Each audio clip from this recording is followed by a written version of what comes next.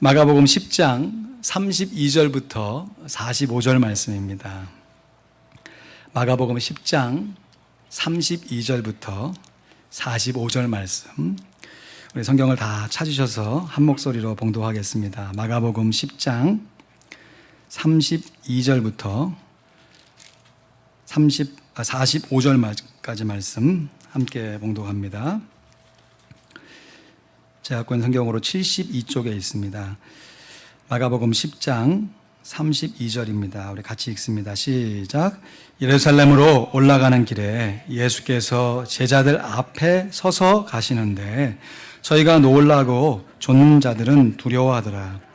이에 다시 12 제자를 데리시고 자기의 당할 일을 일러 가라사대 보라 우리가 예루살렘에 올라가노니 인자가 대제사장들과 서기관들에게 넘기움에 저희가 죽이기로 결안하고 이방인들에게 넘겨 주겠고 그들은 능욕하며 침뱉으며 채찍질하고 죽일 것이니 저는 3일 만에 살아나리라 하시니라. 세베대의 아들 야고보와 요한이 주께 나와 여짜오되 선생님이여 무엇이든지 우리의 구하는 바를 우리에게 하여 주시기를 원하옵나이다. 이르시되 너희에게 무엇을 하여 주기를 원하느냐? 여짜오되 주의 영광 중에서 우리를 하나는 주의 우편에 하나는 좌편에 앉게 하여 주옵소서. 예수께서 가라사대 너희 구하는 것을 너희가 알지 못하는도다. 너희가 나의 마시는 잔을 마시며 나의 받는 세례를 받을 수 있느냐? 저희가 말하되 할 수 있나이다. 예수께서 이르시되 너희가 나의 마시는 잔을 마시며 나의 받는 세례를 받으려니와 내 좌우편에 앉는 것은 나의 줄 것이 아니라 누구를 위하여 예비되었든지 그들이 얻을 것이니라. 10 제자가 듣고 야고보와 요한에 대하여 분이 여기거늘 예수께서 불러다가 이르시되 이방인의 소위 직권자들이 저희를 임의로 주관하고 그 대인들이 저희에게 권세를 부리는 줄을 너희가 알거니와 너희 중에는 그렇지 아니하니 너희 중에 누구든지 크고자 하는 자는 너희를 섬기는 자가 되고 너희 중에 누구든지 으뜸이 되고자 하는 자는 모든 사람의 종이 되어야 하리라. 인자에 온 것은 섬김을 받으려 함이 아니라 도리어 섬기려 하고 자기 목숨을 많은 사람의 대속물로 주려 함이니라. 아멘.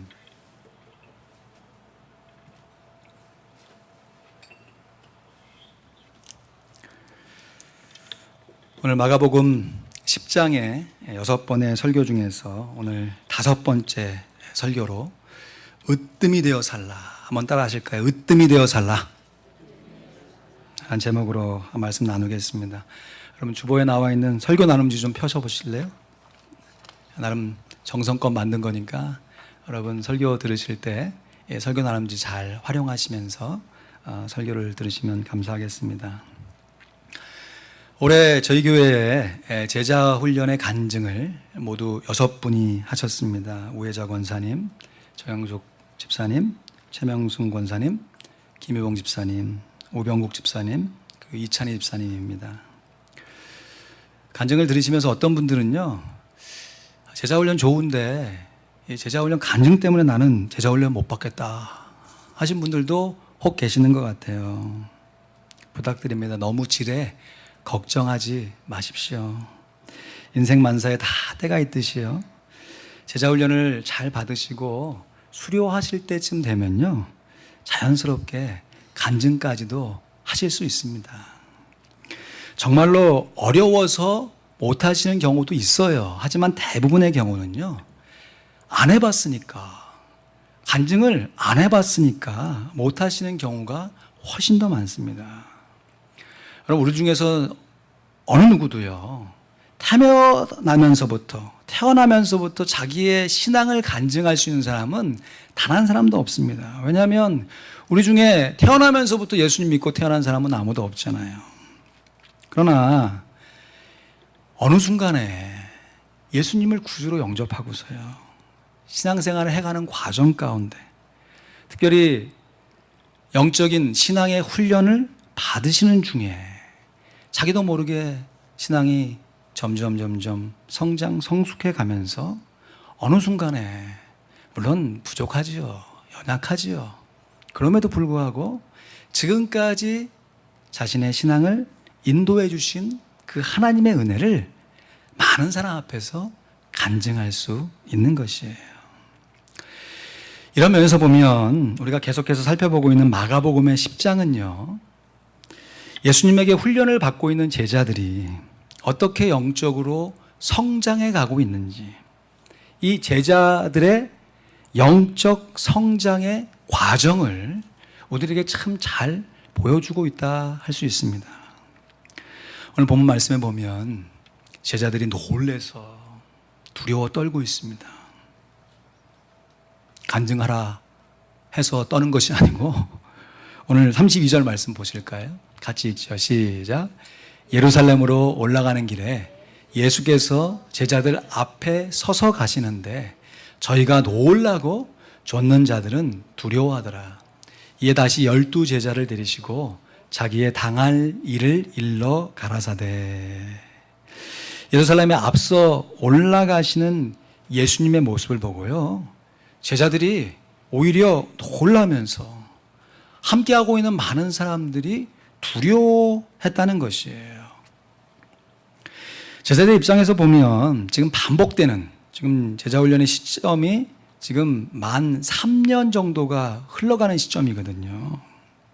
이제 그렇게 예수님을 쫓아다니면서 예수님의 행하신 기적도 그 옆에서 보고 또 예수님이 하신 말씀을 그 바로 곁에서 들었던 제자들이 다는 모르죠. 그러나 어느 정도 예수님의 말씀을 이해했을 거라고 생각해요. 하지만 그렇지 않습니까?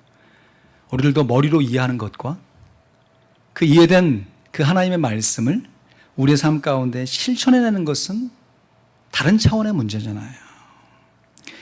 예수님의 말씀대로 살려니 자신이 없었을 거예요. 아는 것만큼 실천할 수 있으면 좋으련만 정작 예수님의 말씀대로 살아내려니 오히려 낙심이 될 수도 있었을 것 같아요. 우리는 어떠한가요? 주변에 제자훈련을 좀 받으십시오 이렇게 권면해 보면요, 소지다치게 놀라시는 분들이 많아요.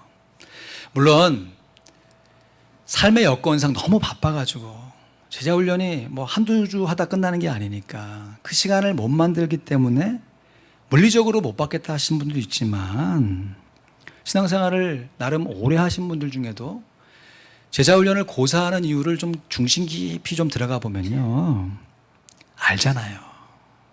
훈련 받으면 어떻게 된다는 걸 알잖아요. 물론 훈련 받는 것 그 자체도 쉬운 일은 아니지만 훈련 받고 나면 다른 사람보다 더 많이 섬겨야 되잖아요. 다른 사람들보다 조금 더 뭔가를 봉사해야 되잖아요. 다른 사람 막 혈기 부릴 때 그래도 훈련 받았으니까 그 혈기를 죽이면서 내가 죽어야 되잖아요. 그래서 지레 겁을 먹고서 제자훈련은 뭐예요? 양육훈련 아직 시작조차 안 하려고 그래요. 시작조차. 말로는 예수님을 나의 구주로, 구세주와 주님으로 영접해서 이제 나의 남은 삶을 주님께 다 드리겠다, 입술로는 고백하지만 정작 삶의 현실의 모습 가운데는 예수님과 같이 예수님을 위해 섬길 마음이 턱없이 부족한 것이죠. 서로를 깊이 있게 사랑하는 여인들이, 남녀 여인들이 막 연애를 하는데, 요즘에는 뭐 이렇게 인터넷이 발달해가지고 카톡, 뭐 SNS로 주고받지만 예전에 여러분 연애하실 때 다 손편지 쓰셨잖아요. 한 남자가 사랑하는 자기의 연인을 생각하면서 연애편지를 쓰는 거예요. 당신을 위해서라면 내가 뭐든지 할 수 있어. 상투적인 표현이 있잖아요. 하늘에 별도 따라주고 해보신 것 같네. 하늘에 달도 따라주고 막 사랑의 세레나를 막 고백하는 거예요. 당신을 위해서라면 내 목숨이 10개 있어도 부족해 하면서 막 뭐든지 할 수 있다고 다 하고 나서 몇 년, 몇 월, 며칠 아무개 누구누구 드림 사랑해. 근데 밑에 추신이 붙여있어요. 추신 땡땡하고 다음 주 화요일에 만납시다. 비가 오지 않는다면. 점점점. 비가 온다면 어떻게 한다는 거예요? 못 만나겠다는 게 아니라 안 만나겠다는 거예요. 여러분, 고백은 고백이고 현실은 현실입니까? 우리가 예수님을 향해서 우리의 헌신과 결단을 드려놓고 정작 예수님께서 그 현실을 우리에게 요구하실 때 우리의 삶의 모습은 어떠한지. 지금 제자들을 대표해서 이미 베드로가요, 예수님께 질문을 통한 고백을 드렸습니다. 지난 시간에 살펴보았지 않습니까? 우리가 모든 것을 버리고 주를 쫓았습니다. 그리고 예수님께서 이에 대한 답을 주셨어요. 그래, 네가 나를 위해서 이 세상에 버린 그 모든 것에 100배를 더해서 얻게 될 것이야. 그리고 저 천국에 가면 영생을 받지 못할 자가 한 사람도 없어. 누구든지 다 영생을 받게 될 것이야. 약속의 말씀을 주셨어요. 그리고 예수님께서 그 말씀을 직접 실천하기 위해서 제자들을 앞서 걸음으로 예루살렘을 위로 걸어가십니다. 그럼에도 불구하고 그 모습을 바라보는 제자들이 오히려 놀라면서 두려워하고 있다는 것이. 이렇게 놀라고 두려워하는 제자들에게 참 감사한 것은 이에 다시 12 제자를 데리시고 자기의 당할 일을 일러 가라사대. 지금까지 내가 너에게 가르쳤는데 아직도 이 모양이냐? 책망하실 법도 한데.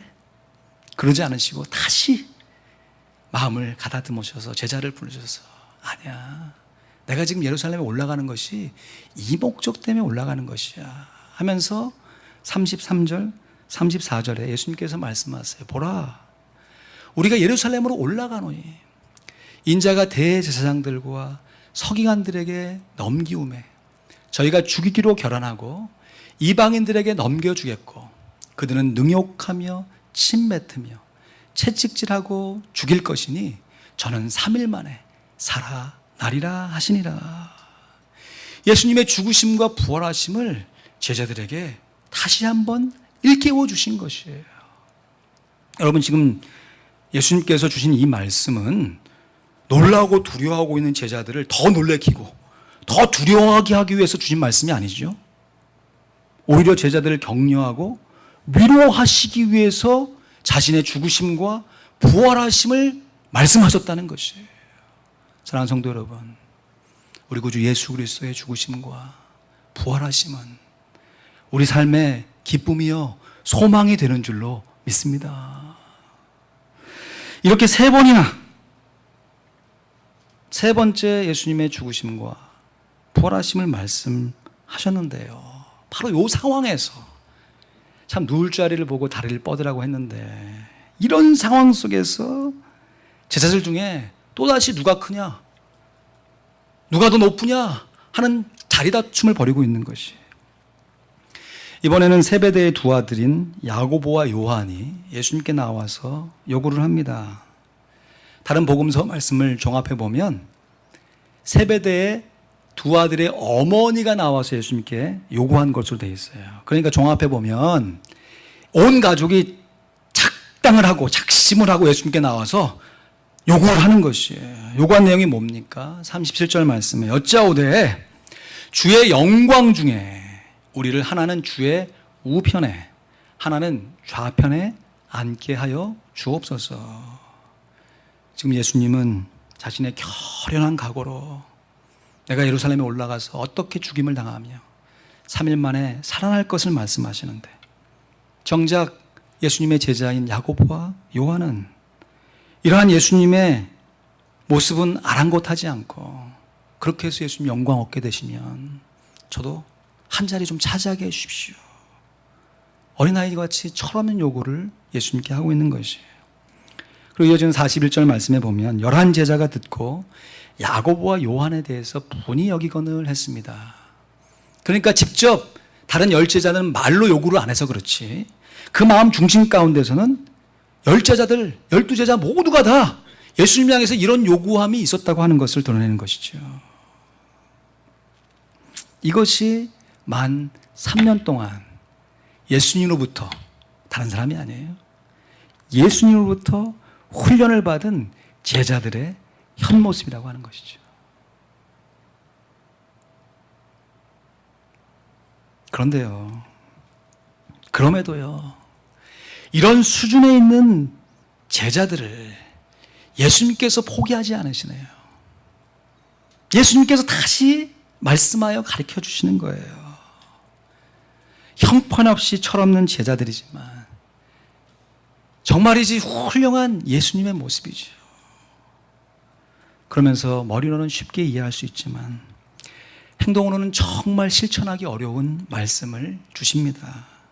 얘들아, 이 세상에서 한 자리 차지하는 사람이 성공하는 사람처럼 보여도 적어도 다른 사람은 몰라도 나의 제자들만큼은 그렇게 살아서는 안 된단다. 누구든지 크고자 하는 자는 다른 사람을 섬기는 자가 되고, 누구든지 으뜸이 되고자 하는 자는 다른 사람을 섬기는 종이 되어야 한다. 크고자 하면 다른 사람을 섬기고, 으뜸이 되고자 하면 다른 사람을 위한 종이 되어야 한다. 역설의 성공의 원리를 말씀하시는 거죠. 그럼 군대 신병훈련소에 가면요, 여러 가지 훈련을 받는데 그 중에 꼭 빠지지 않고 하는 훈련이 제식 훈련입니다. 그냥 사회에서 막 그냥 자기 마음대로 살던 사람이 군대 군기와 더불어 이렇게 절도 있게 탁 다른 사람하고 하나가 되어질 수 있도록 하는 훈련인데, 걸어다니는 훈련이에요. 그런데 절도 있게 척척척척 구령에 맞춰서 걷는 훈련입니다. 여러 사람이 함께 걸어도 마치 한 사람이 걷는 것 같이 척척 자리를 맞추는데, 신호자가 앞으로 가 하면 처음에는 막 오합지졸 했던 사람들이 훈련도 받고 얼차례도 받고 하면서 긴장하면서 탁탁 걸어가니까 그 많은 사람이 한 사람처럼 막 해서 걸어가요. 그러면 앞으로 가! 그러면 참 멋있게 군화로 척척척 걸어간단 말이에요. 그러면 앞으로 가 했을 때 그 앞에 있는 사람이 선두고 맨 뒤에 따라오는 사람은 꼴찌예요. 그러고 나서 구령을 좌로 가, 우로 가, 뭐 하면 이제 옆으로 탁 갔다가 뭐 흩어져 다시 모여 하면 이게 막 분열했다가 다시 탁 모이고 참 멋있게 딱 훈련을 하거든요. 근데 이 훈련 가운데 반드시 빠지지 않고 한 번은 외쳐지는 훈련이, 그 구호가 있어요. 그것이 바로 뒤로 돌아가. 이 구령이 떨어지면요, 분명히 앞에 있던 선두였는데 그 구령 한마디로 맨꼴찌가 되는 거예요. 분명히 맨꼴찌에서 쫓아만다는 것 같은데 그 구령 한마디로 맨선두가 되는 것입니다. 예수님께서 지금 자기의 죽으심을 말씀하십니다. 우리의 인생 가운데 어느 누구도 피해갈 수 없는 우리의 죽음의 순간을 통과해 갈 때 하나님께서 구령으로 외치실 거예요. 뒤로 돌아가.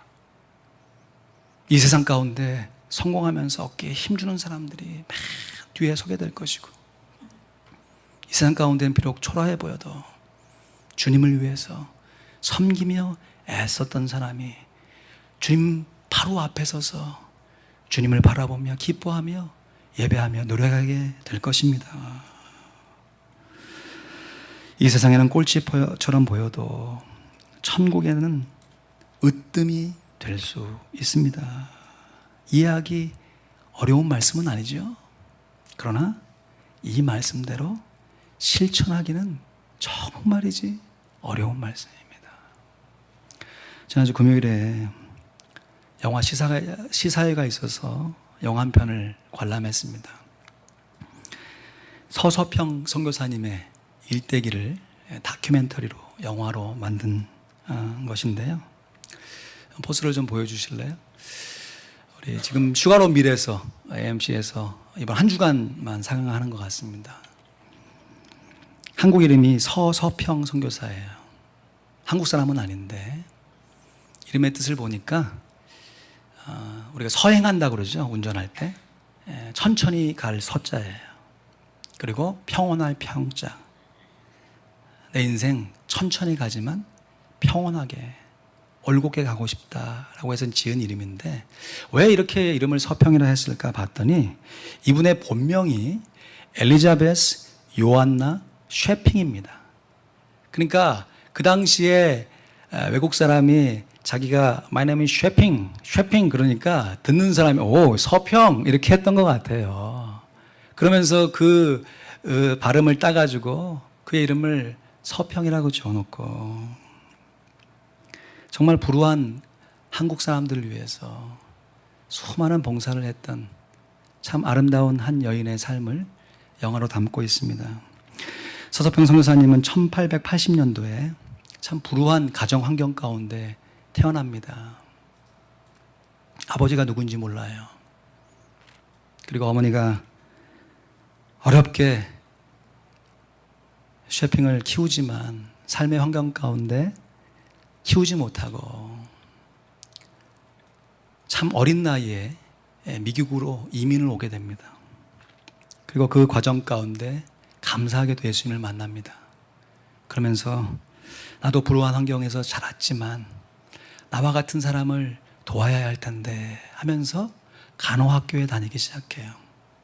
열심히 간호사가 되는 훈련을 받는 중에 그 당시에 조선에서 병이 들어서 의료 혜택을 받지 못하고 오히려 더 천대를 받으며 죽어가는 많은 사람들의 소식을 전해 듣게 됩니다. 그래서 미국 남장로교 간호선교사로 1912년에 한국에 파송이 됩니다. 광주 중심으로 사역을 해가면서 그녀의 나이 32세에 사역을 시작했다. 그 후 54세까지 만 22년을. 근데 이때가 어떤 때냐면 일본이 우리나라를 침략해 들어와서 일제의 수탈이 가장 심했던 극심했던 우리나라의 그 암울한 역사 가운데 파란 눈을 가진 한 명의 선교사님이 그의 온 생애를 바쳐서 한센병 환자, 길거리의 고아들, 남편이 버렸던 미망인들을 돌보아가면서 한국의 어머니로 그의 삶을 마감했던 것입니다. 예고편을 좀 준비했는데 시간 좀 한번 같이 보시고요. 선교사의 삶을 우리 삶 가운데 함께 조명해 봤으면 좋겠습니다.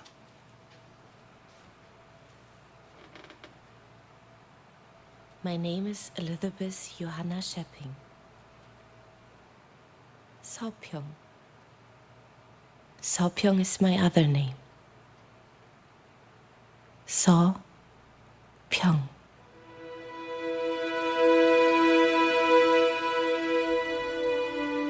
광주 제중원에 한구의 시신이 도착했다.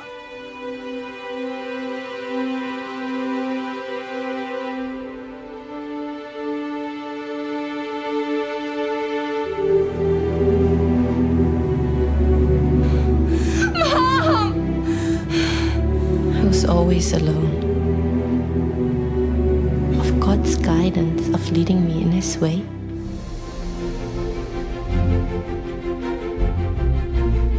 Und die Mutter ist die Anna Schepping aus Walmeroth, ledige Dienstmagd, da hier.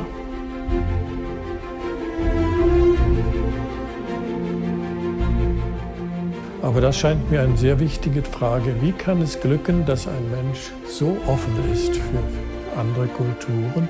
Was setzt das voraus? Offenbar einen tiefen Glauben.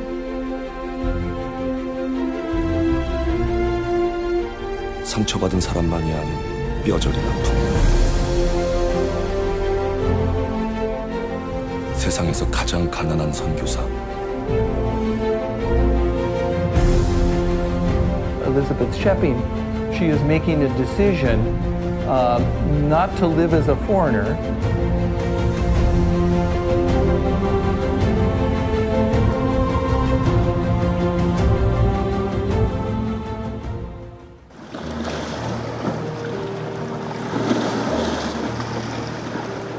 It's so beautiful.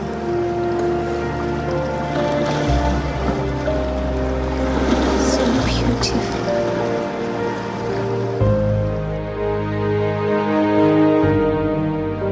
온몸으로 예수를 보여주고 싶었던, 천천히 평온하게 살고 싶었던 한 사람. 서서평.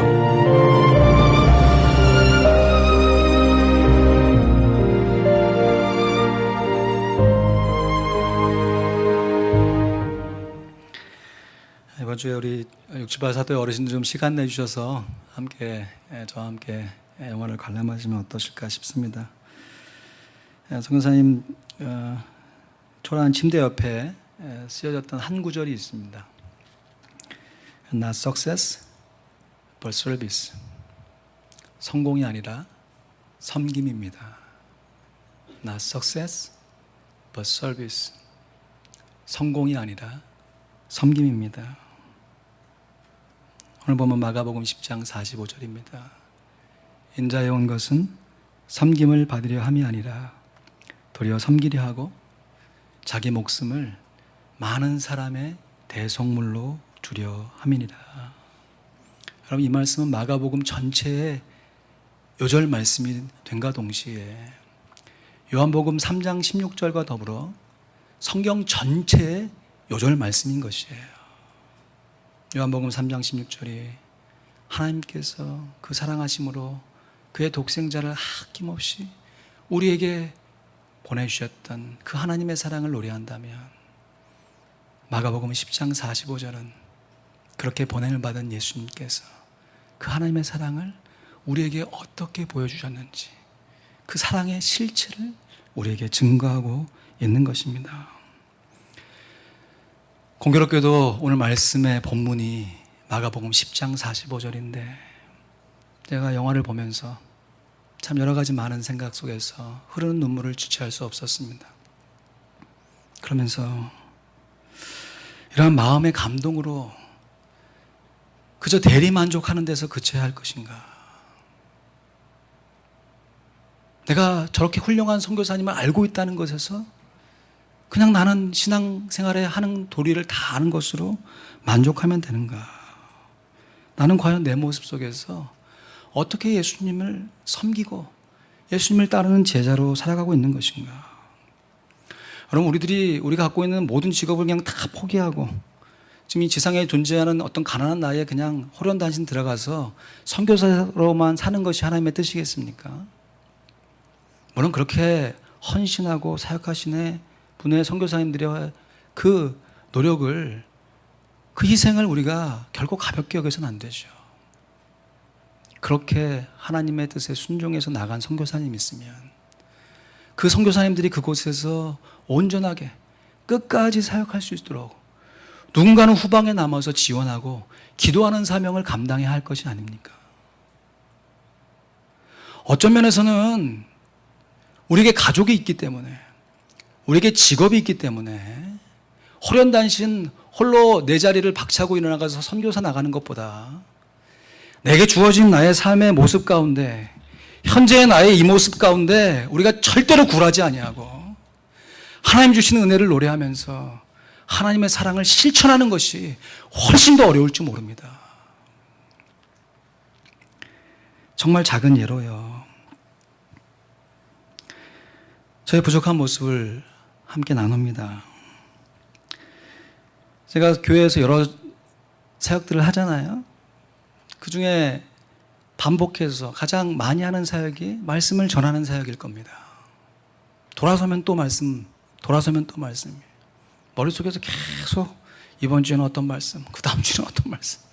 마치 주부가 자기 자녀들에게 음식 준비할 때 식재료 준비해 놓고 다듬어 놓고 또 쉴 때가 되면 음식을 조리하는 것처럼 그런 과정을 반복해서 해 나가는데, 어쩔 때는 이게 시간이 잘 맞아가지고 타이밍상 다 이렇게 되어지면 저도 홀가분하고 주일이 막 기다려지기도 하고 그러지만, 어쩔 때는 뭐 주중에 뭐가 바빠 그래가지고 뭐 이렇게 말씀 준비하는 게 늦어지면 토요일 막 9시, 10시 막 이렇게 늦게가 될 때까지가 있어요.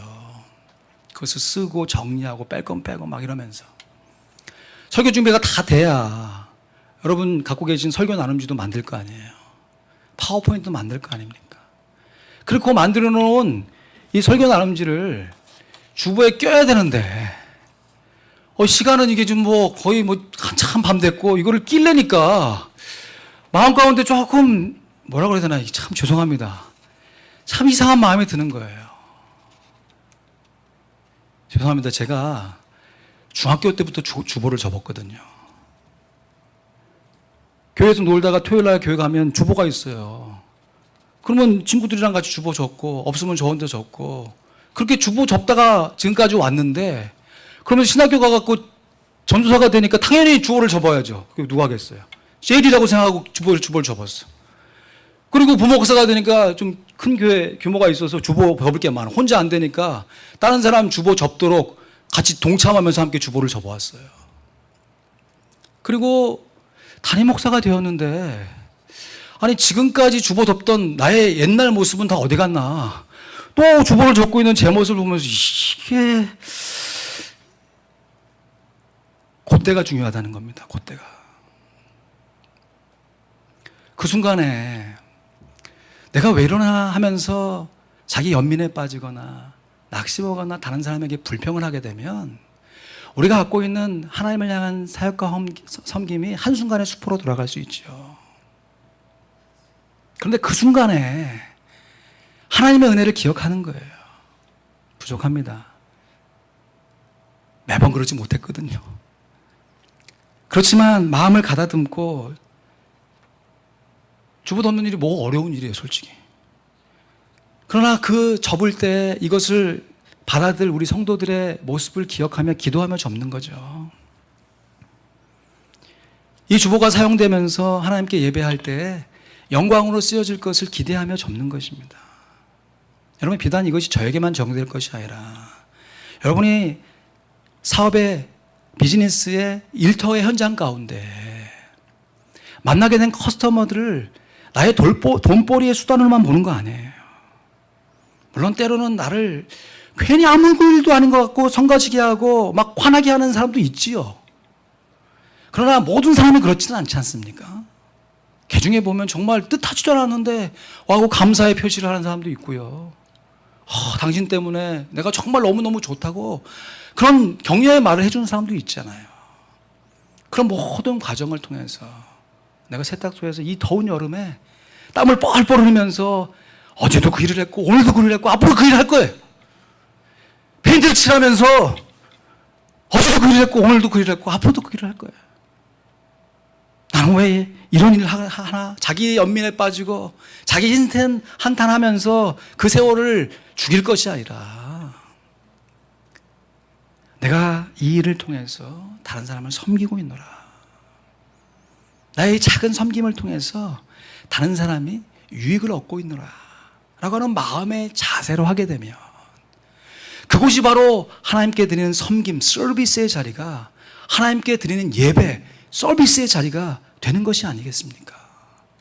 우리가 주일 예배에서도 하나님께 예배를 드려야 하지만 삶 속에서 우리가 하나님께 예배를 드린다고 하는 의미가 무슨 의미겠습니까? 그때도 매번 저를 불러다 놓고 그 옆에서 사업장에서 매번 예배를 드려야 삶의 예배를 드리는 건 아니잖아요.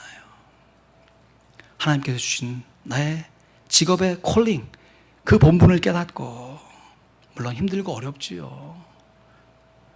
반복해서 수월할 수도 있지만 반복해서 지겨울 수도 있습니다. 그러나 하나님께서 내게 이 일을 맡겨주신, 적어도 이 일을 계속하고 있는 그 순간 속에서는 내 섬김으로 다른 사람이 유익을 얻는다. 그 삶의 자세로 나아가면 우리가 드리는 주일 예배뿐만 아니라 우리의 삶의 예배로도 하나님께 영광을 돌릴 수 있는 줄로 믿습니다. 하나만 더. 가정주부들이요. 요즘 가정주부만 그런 거 아니죠. 집안에서 살림을 한 남자들이요. 반복해서 식사를 준비해 가면서 내 팔자야. 이놈의 일은 해도 티도 안 나. 쓸어봐야 똑같고 안 쓸면 티나고 이런 일을 내가 맨날 하나. 똑같이 하시는 일 이왕이면 내가 이 일을 통해서 우리 가족이 청결한 곳에서 살고 더 맛있는 음식을 먹고 건강해질 수 있다 라고 하는 마음가짐이죠. 마음가짐.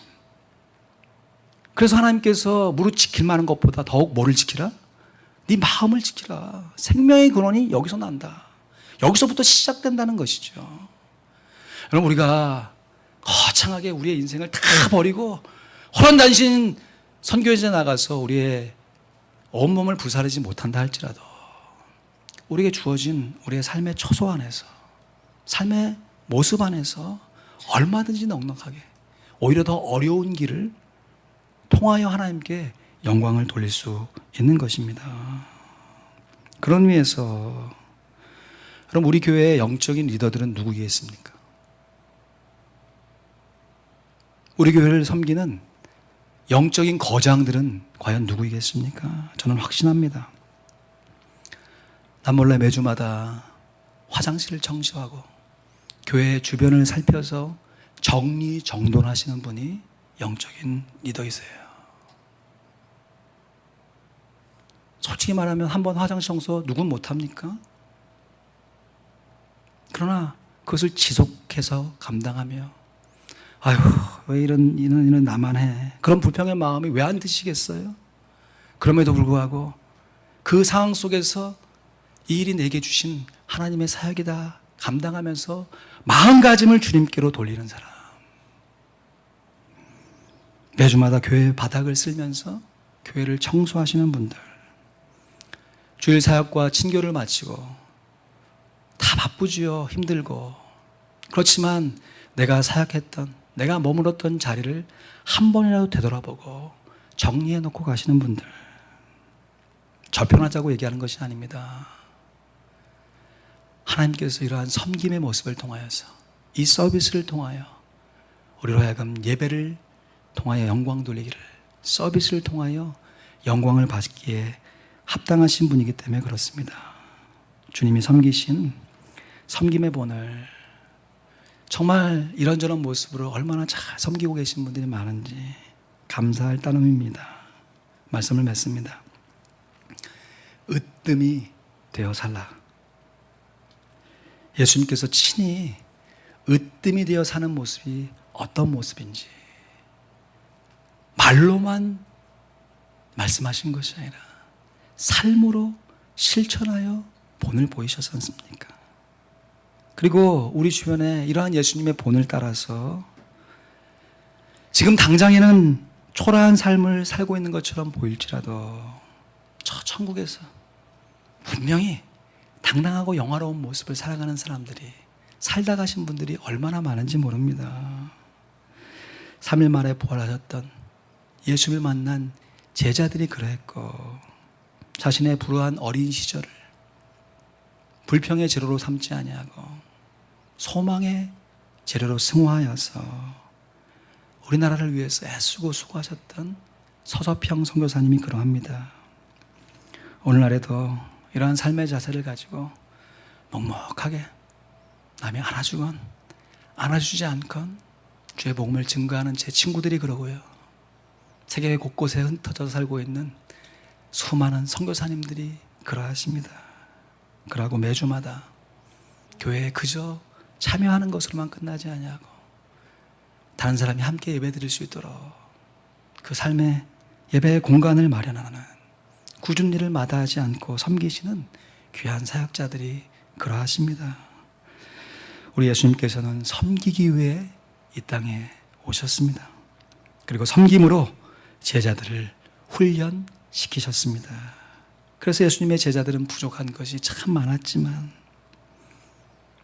우리 예수님께서는 이러한 예수님을 끝까지 붙드셔서 끝까지 훈련시키셔서 마침내 예수님과 같이 섬김으로 예수님을 증거하는 예수님의 제자가 되게 하셨습니다. 그러므로 섬기는 것이 유익입니다. 섬기는 것이 유익입니다. 오늘 역시 예수님의 손에 꼭 붙들리셔서 나의 일상의 삶 속에서 다른 사람을 섬기시면서 예수님의 제자로 오늘도 빚어가는 우리 모두가 될 수 있기를 주님의 이름으로 간절히 축원드립니다. 기도하시죠. 우리 연약한 모습, 부족한 모습 그대로 받으시는 하나님의 계시기에 얼마나 감사한지요. 정말 그렇습니다. 내 모습 이대로 때로는 내 자신조차 용납하기 어려운 나의 성품과 나의 부족한 모습이 있음에도 불구하고 하나님께서 그 모습 그대로 받으셔서 현재의 모습 가운데 영광을 거두어 주신다는 사실이 얼마나 감사하면서도 송구한지요.